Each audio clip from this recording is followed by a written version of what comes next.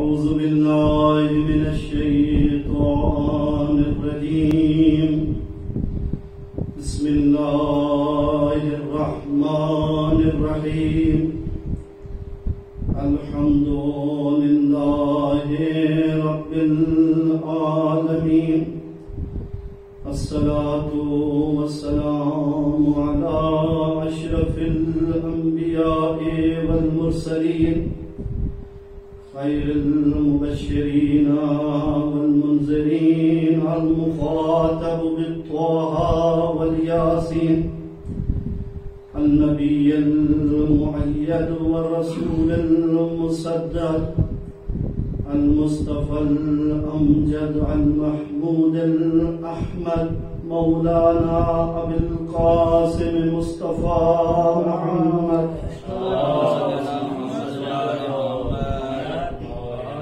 ثم الصلاة والسلام على أهل بيته الطيبين الطاهرين أما بعد فقد قال الله تبارك وتعالى في محكم كتابه المجيد وفرقانه الحميد وقوله الحق بسم الله الرحمن الرحيم إن علينا للهدى وإن لنا للآخرة والأولى وقال إمامنا الصادق عليه السلام ثلاثة لا ينظر الله إليهم يوم القيامة ولا يزكيهم ولهم عذاب أليم باواز بلند کر صلوات اللهم صل على محمد وعلى محمد. جیسا کہ آپ کو معلوم ہے کہ آج کی مجلس امام جعفر صادق علیہ السلام کی شہادت کی مناسبت سے رکھی گئی ہے. پروردگار سے دعا ہے کہ پروردگار محمد و آل محمد کے صدقے بانیان مجلس کا یہ فرش عذاب بچھایا اور ہم سب کا اس فرش پر آیا خداوند عالم کی بارگاہ میں قبول فرمائے. پروردگار محمد و آل محمد کے صدقے اللہ تعالی ہم سب کو کمی اہل بیت کے علاوہ کوئی غم نہ دے. اور آخر میں دعا ہے کہ پروردگار یوسف زہرا کا جلد قبول فرمائے. دعاؤں کی قبولیت کے لیے باواز بلند تر صلوات.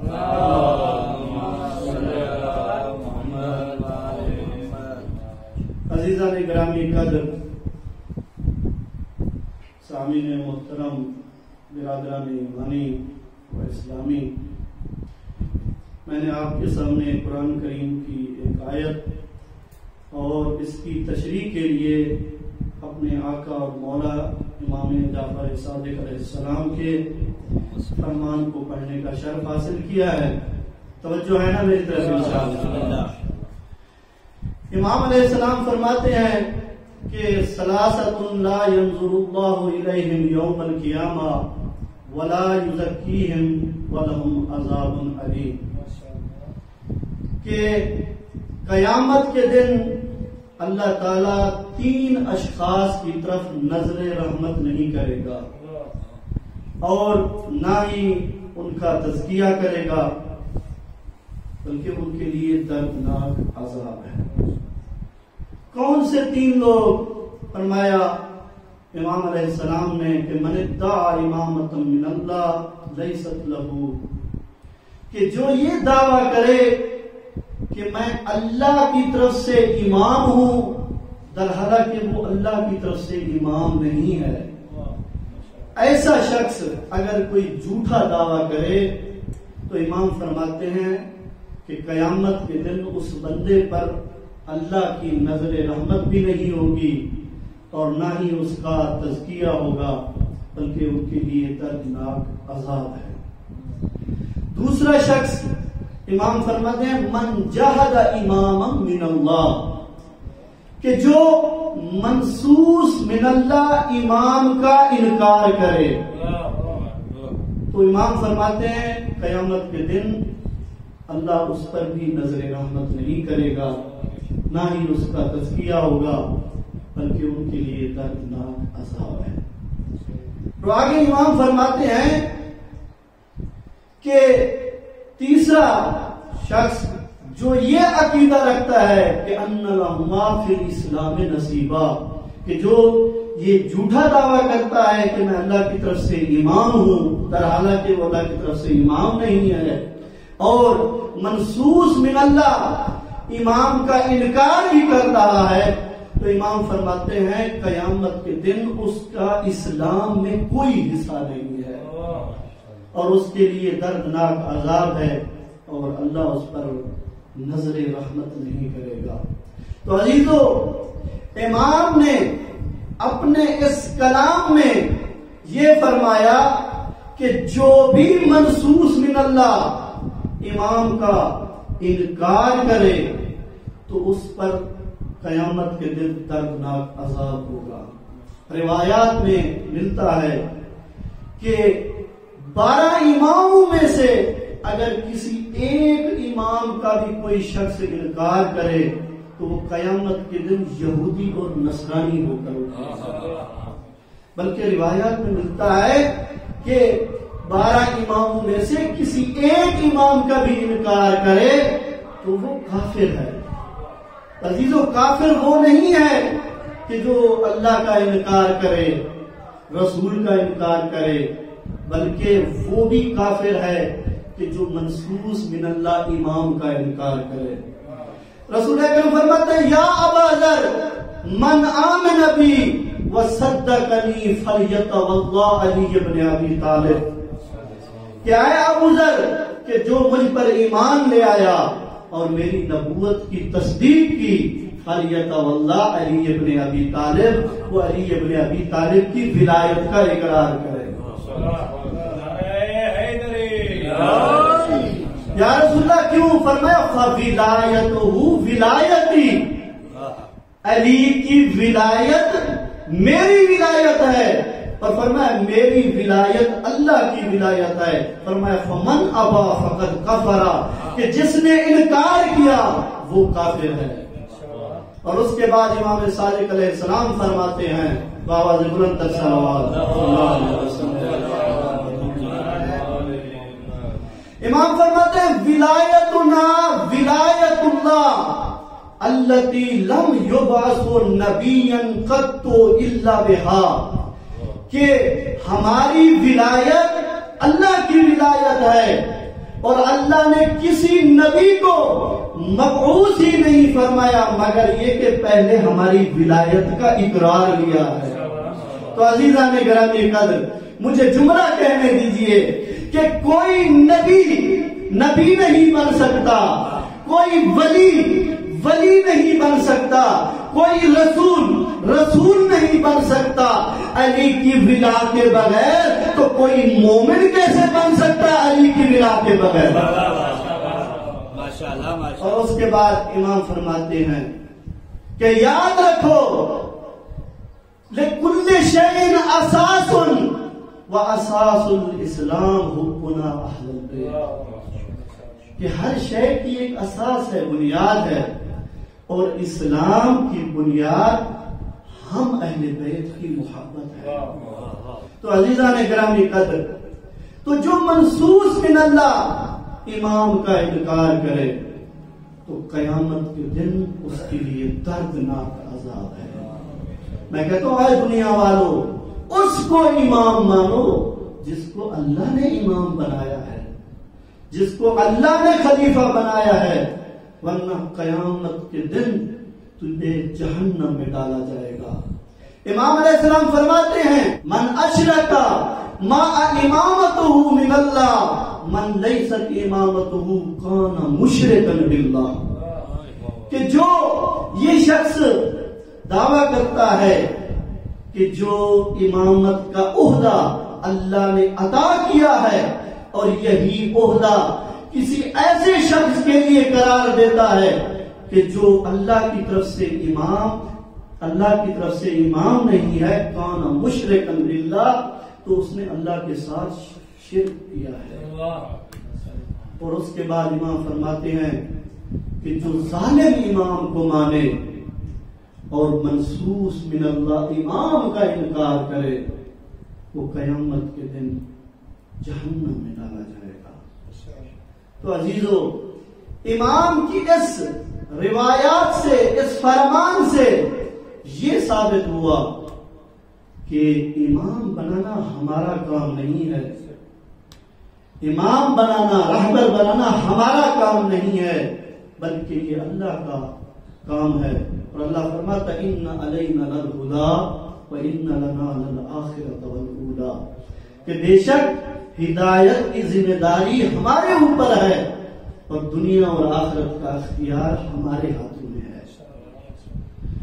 رہبر اور ہادی ہم نے بنانا ہے، تمہارا کام نہیں ہے۔ تو عزیزو، اللہ نے اس آیت میں واضح طور پر یہ اعلان کر دیا کہ امام اور ہادی بنانا میرا کام ہے۔ لیکن حیرت کی بات یہ ہے کہ اتنے مسلسل تجربات کے باوجود، 1,24,000 انبیاء کے آنے کے باوجود، تبلیغ کرنے کے باوجود، ان لوگوں نے 1,24,000 انبیاء پر اعتماد نہ کیا، پھر امام پر کیا اعتماد کرے گا؟ قابیل کون تھا؟ حضرت آدم کا بیٹا، لیکن باپ کی ہدایت سے فائدہ نہ اٹھا سکا۔ کنعان کون تھا؟ حضرت نوح کا بیٹا، لیکن باپ کی ہدایت سے فائدہ نہ اٹھا سکا۔ باپ نے کہا بیٹا کشتی پر آ جاؤ، لیکن ماں نے کہا کہ نہیں بیٹا پہاڑ پر چلتے ہیں۔ میں سوچ سوچ کر اس نتیجے پر پہنچا، آخر یہ پہاڑوں کی بات کیوں کرتے ہیں؟ توجہ میری طرف ہو۔ تو عزیزان گرامی قدر، تو میں یوں کہوں کہ جب باپ نے کہا کہ بیٹا کشتی پر آ جاؤ اور ماں نے کہا کہ پہاڑ پر آ جاؤ، تو پتہ چلا نبیوں کے دشمنوں کی پرانی عادت ہے کہ پہاڑ پر چڑھ جایا کرتے ہیں۔ ایک محمد بلندر صلوات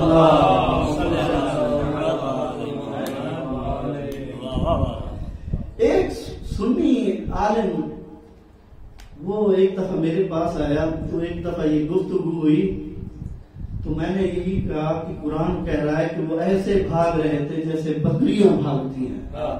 تو وہ کہنے لگا مولانا کیا بات کرتے ہو، پہاڑوں پر تو بھاگنا عبادت ہے۔ تو میں نے کہا ٹھیک کہہ رہے ہو، پہاڑوں پر دوڑنا عبادت نہیں ہے بلکہ پہاڑوں کے درمیان دوڑنا عبادت ہے۔ تو عزیزان گرامی قدر، آج جس ہادی کا تذکرہ کرنا ہے اس کے علم کے سرچشمے پوری کائنات میں پھوٹ رہے ہیں۔ سال کے 12 مہینوں میں کسی مہینے میں خشک ہونے کا نام نہیں لیتے۔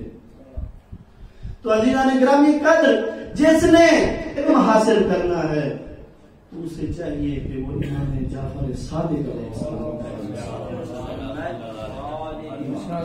کیونکہ امام جعفر صادق کا علم امام باقر کا علم ہے، امام باقر کا علم امام زین العابدین کا علم ہے، امام زین العابدین کا علم امام حسین کا علم ہے، امام حسین کا علم امام حسن کا علم ہے، اور امام حسن کا علم مولا امیر کائنات کا علم ہے، اور مولا امیر کائنات کا علم رسول کا علم ہے، اور رسول کا علم اللہ کا علم ہے، اور اللہ کا علم عین ہی عبادت ہے۔ اور یہی وجہ ہے کہ علماء یہ تاکید کرتے ہیں کہ اے مومنو تم امام جعفر صادق کا علم سیکھو، کیونکہ امام جعفر صادق کا علم اللہ کا علم ہے، اس سے اللہ کی معرفت ہوتی ہے۔ روایت میں ملتا ہے کہ ایک شخص ہے جس کا نام ابو شاکر ہے، وہ ایک دفعہ امام کی خدمت میں آیا۔ یہ شخص نہ اللہ کو مانتا ہے، نہ رسول کو مانتا ہے، نہ امام کو مانتا ہے، اور امام کی خدمت میں آ کر یہ کہتا ہے کہ خدا کون ہے، خدا کون ہے۔ جیسے امام نے اس کی طرف دیکھا تو امام جہاں پر تشریف فرما تھے قریب ہی کچھ انڈے پڑے ہوئے تھے، ان میں سے ایک انڈے کو اٹھایا اور اس ابو شاکر کی طرف دیکھ کر کہتے ہیں کہ اے ابو شاکر، اس انڈے کے اوپر والی جگہ کو تو دیکھ رہا ہے؟ کہتا ہے ہاں میں دیکھ رہا ہوں۔ اور اس کے بعد امام کہتے ہیں کہ کیا تو یہ یقین رکھتا ہے کہ اس انڈے میں پانی ہے؟ کہتے ہیں ہاں اس انڈے میں پانی ہے. اور اس کے بعد امام فرماتے ہیں کیا تو اس بات کو بھی تسلیم کرتا ہے کہ اس پانی کے ذریعے خالق کائنات مختلف قسم کے پرندے پیدا کرے گا اور ان پرندوں کو پیدا کر کے اور یہ پرندے جب بڑے ہوں گے تو پورے عالم میں پھیل جائیں گے؟ تو یہ کہتا ہے کہ میری عقل تسلیم نہیں کرتی. خدا کی قسم اس وقت امام نے فرمایا بس جہاں عقل کی انتہا ہو جائے وہاں خدا کے قدرت کی ابتدا ہوتی ہے. اور اس کے بعد امام نے فرمایا کہ اے ابو شاکر کہ جو ذات اس انڈے کے پانی سے مختلف پرندوں کو پیدا کر کے پورے عالم میں پھیلا دے اس ذات کو خدا کہتے ہیں. تو عزیزان گرامی تو جس نے امام جعفر صادق کا علم سیکھا تو اس کو علم سیکھنے سے یہ فائدہ ہوگا کہ اس کو معرفت حاصل ہوگی. لیکن امام کا علم اس کی معرفت میں اضافہ کرے گا کہ جس کا علم خدا کے لیے ہو. امام فرماتے ہیں من تعلم العلم وعمل به وعلم للہ دعا فی ملکوت السماوات عظیما. کہ جو علم سیکھنا چاہتا ہے، جس شخص نے علم سیکھا اور اس کا علم سیکھنا اللہ کی رضا کی خاطر ہو اور اس پر وہ عمل بھی کرتا ہو، تو آسمان میں یہ ندا دی جائے کہ یہ بندہ عظیم ہے.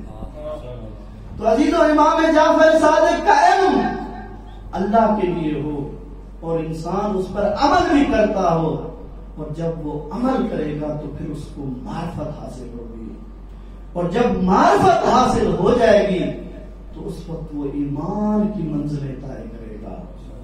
بعض اوقات یہ ہوتا ہے کہ انسان علم سیکھتا ہے لیکن معرفت نہیں ہوتی. واقعہ آپ کے سامنے ہے ہارون مکی کا کہ ایک دفعہ امام علیہ السلام کے سامنے ایک شخص آیا جو خراسان سے تعلق ہے، سہل اس کا نام ہے. تو آیا اور امام سے گفتگو کرنے لگا اور گفتگو کرتے کرتے کہتا ہے آقا آپ جو ہے جنگ کیوں نہیں کرتے؟ حکومت تو آپ کا حق ہے. ایسی ہی بات ہو رہی تھی یا ادھر سے امام علیہ السلام نے اس کو کہا کہ اس جلتے ہوئے تندور میں تم چلے جاؤ.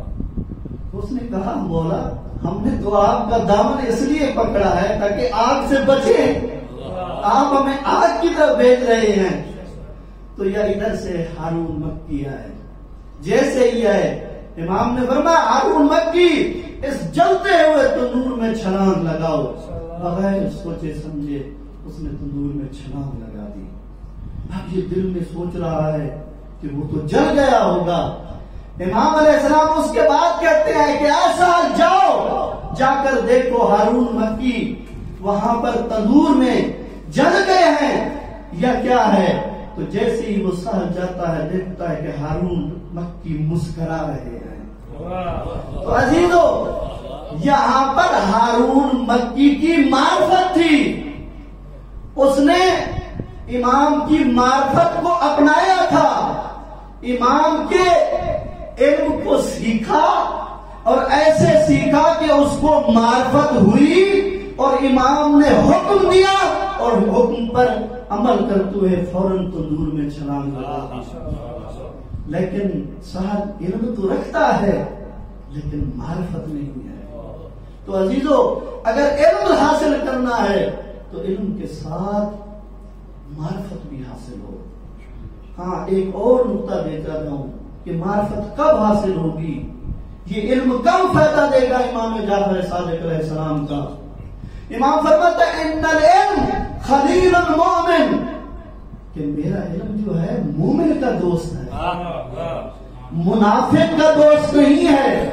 تو عزیزو امام جعفر صادق کا علم اس کو فائدہ دے گا جو مومن ہوگا، اور جب مومن ہوگا تو اس کی معرفت میں اضافہ ہوگا.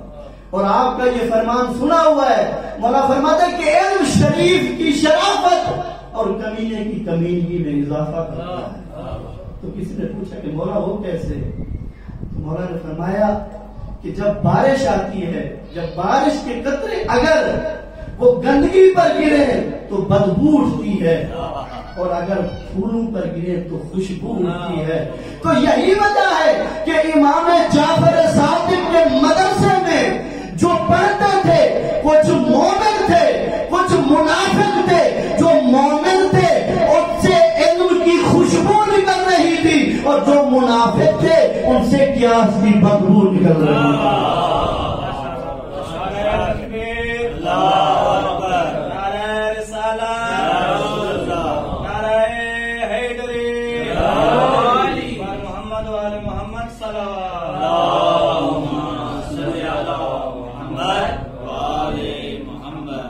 علامت لکھتے ہیں کہ امام صادق علیہ السلام کا علم ایسا علم تھا کہ جو تمام علوم پر حاوی تھا۔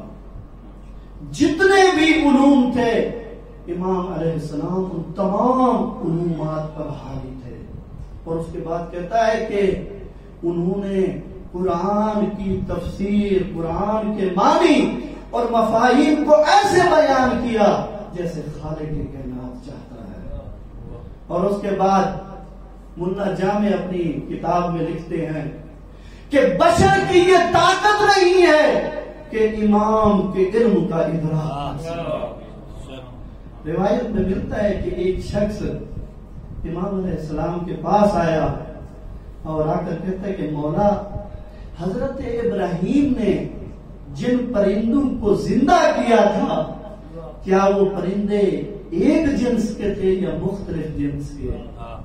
تو جیسے ہی اس نے بات کی یا امام نے آسمان کی طرف دیکھا تو ایسے امام نے اشارہ کیا، مختلف پرندے امام کے سامنے جمع ہو گئے، اور امام علیہ السلام نے حکم دیا کہ ان کو ذبح کر دیا جائے۔ جب ذبح کیا گیا ان کے گوشت کو ملایا گیا اور ایک جگہ پر رکھا گیا، پھر اس کے بعد امام نے ندا دی تو یہ مختلف پرندے اپنی زبان میں بولتے ہوئے امام کے قدموں میں آ کر اس کے بعد تو امام کا علم، ملا جامع کہتے ہیں کہ بشر کی طاقت نہیں ہے کہ امام جعفر صادق کے علم کو درک کر سکے۔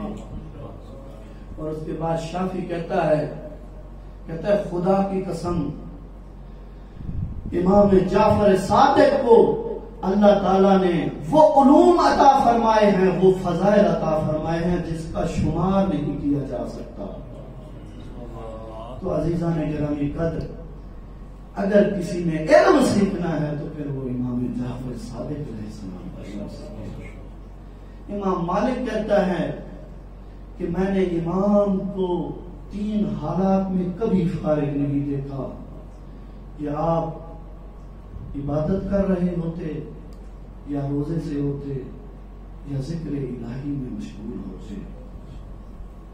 امام علیہ السلام جب عبادت کے لیے کھڑے ہوتے تو ہر نماز کو آخری نماز سمجھ کر پڑھتے تھے اور کہتے تھے کہ ان کو قبلت ما سوا، ان ردت ما سوا، کہ اگر ایک نماز بھی قبول ہو گئی نا تمہارے سارے اعمال قبول ہو گئے، اگر ایک نماز بھی رد ہو گئی تو تمہارے سارے اعمال رد ہو جائیں گے۔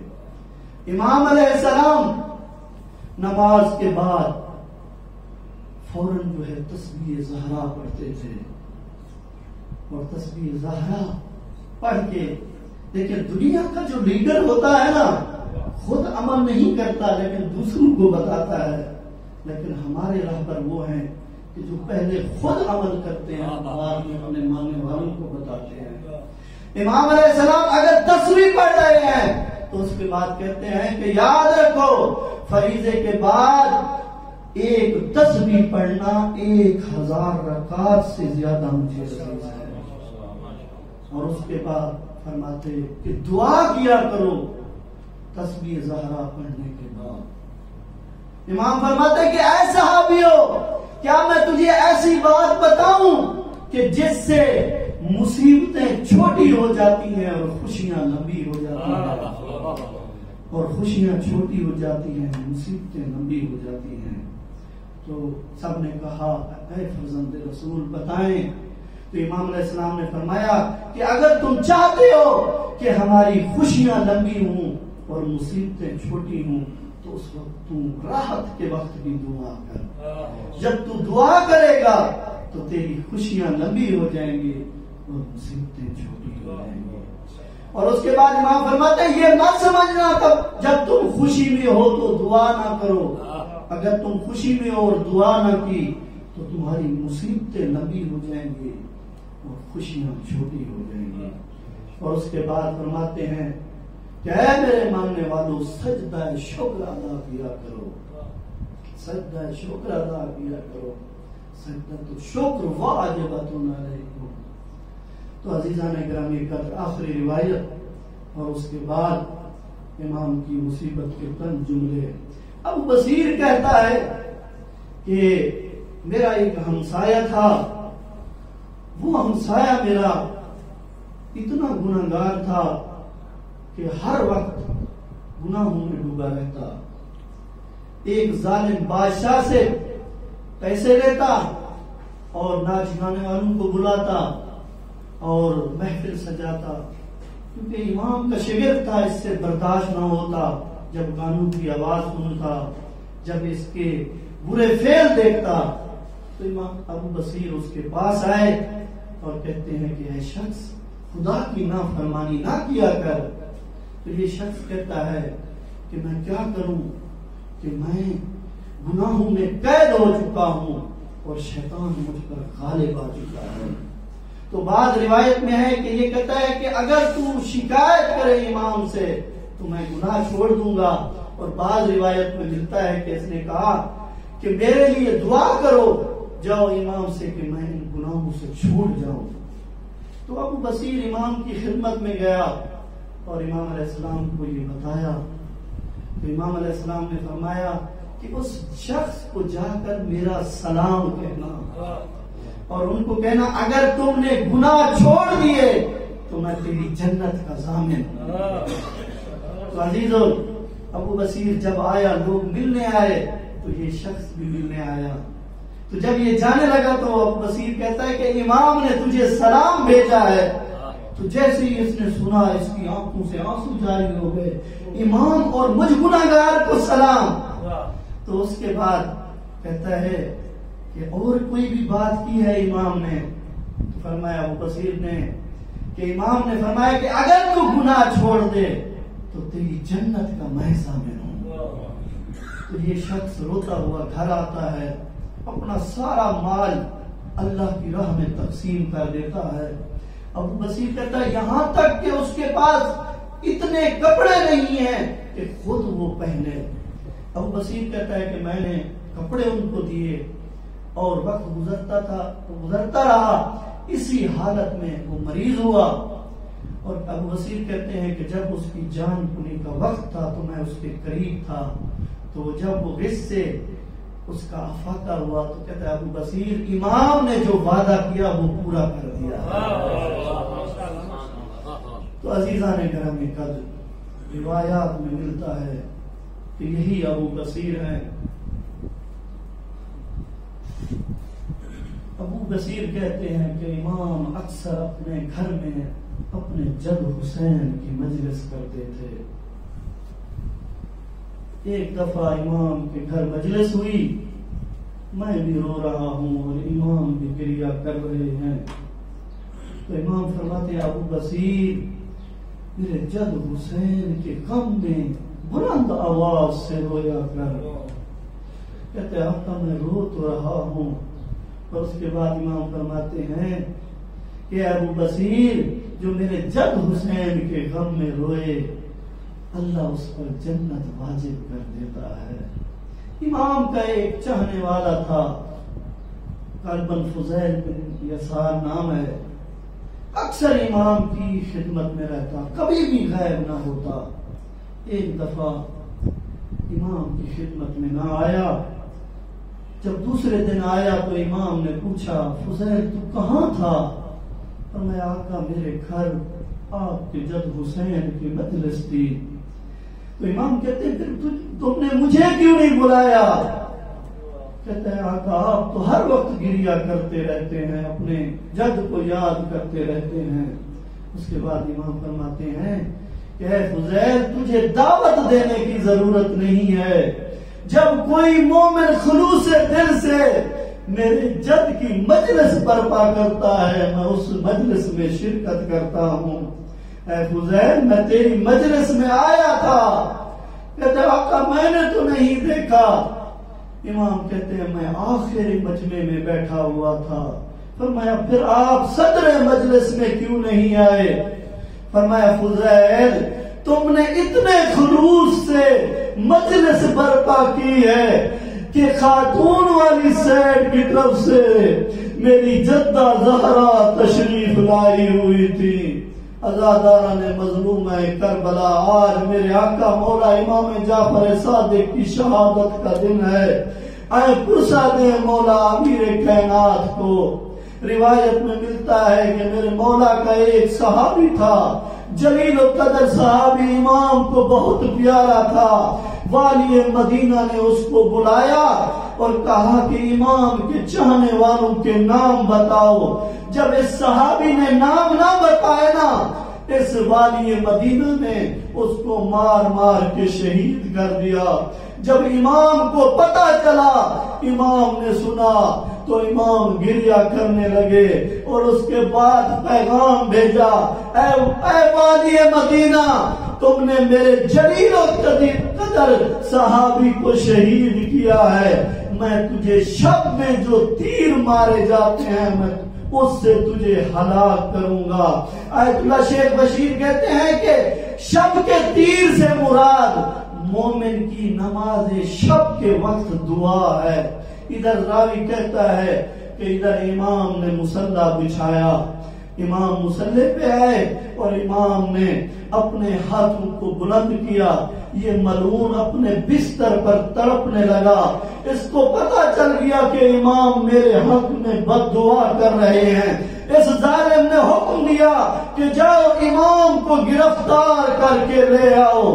اگر نہ گرفتار نہ کر سکو تو اس کے گھر کو آگ لگا دو. روایت میں ملتا ہے کہ میرے مولا کے گھر کو آگ لگی. جیسے ہی آگ لگی نا میرے مولا امام صادق کہتے ہیں آگ میں ابراہیم کا بیٹا ہوں. امام آگ کو خاموش بھی کر رہے ہیں اور یہ جملہ بھی دہرا رہے ہیں کہ اے آگ میں ابراہیم کا بیٹا ہوں. امام نے گھر میں آگ کو بجھایا. جب مومنین کو پتا چلا مومنین امام کی خدمت میں آئے. امام کی جب خدمت میں آئے نا کہا آقا کیوں رو رہے ہیں؟ کیا آپ پہلی دفعہ آپ کے گھر کو آگ لگی ہے؟ کیا آپ کی جدہ زہرا کے گھر کو آگ نہیں لگی تھی؟ عزاداران مظلومہ کربلا جب زہرا کے گھر کو آگ لگی جلتا ہوا دروازہ بی بی کے اوپر آ گرا. بی بی یہی کہتی فضا جلدی یہاں میرا محسن شہید ہو گیا ہے. عزاداران مظلومہ کربلا امام علیہ السلام کہتے ہیں میں اس بات پر نہیں رو رہا. جب میرے گھر کو آگ لگی تو مجھے خیام کربلا کے جلتے ہوئے یاد آ گئے. مجھے وہ وقت یاد آ گیا جب خیموں کو آگ لگی تو بیویاں کبھی کسی حجرے کی طرف دوڑتی کبھی کسی خیمے کی طرف دوڑتی. عزاداران مظلومہ کربلا امام اس کے بعد بھی امام گریہ کر رہے ہیں. فرماتے ہیں آقا کیوں رو رہے ہیں؟ کہتے ہیں کہ اے میرے ماننے والوں جب یہ آگ لگانے آئے انہوں نے آگ لگانے پر اتفاق نہیں کیا. ان میں سے ایک ظالم تھا جو ہمارے بیویوں کے بیٹیوں کے مال و اسباب کو لوٹنا چاہتا تھا. میں نے کہا کہ اے ظالم ہم اولاد رسول ہیں. میں تجھے خود بھی جو کچھ ہے میرے پاس ہم خود جمع کر کے دیتے ہیں. امام کہتے ہیں میں نے سب بیویوں کے زیور اتروائے لیکن میری ایک چھوٹی بچی تھی, جب میں اس کے پیچھے چلتا اس کو اپنی بالیاں بہت عزیز تھی, میں اس کے پیچھے دوڑتا بیٹی بالیاں مجھے دے دو. جب میں نے اس کو دیکھا تو مجھے حسین کی بیٹی سکینہ یاد آ گئی. اللہ لعنت اللہ علی القوم الظالمین.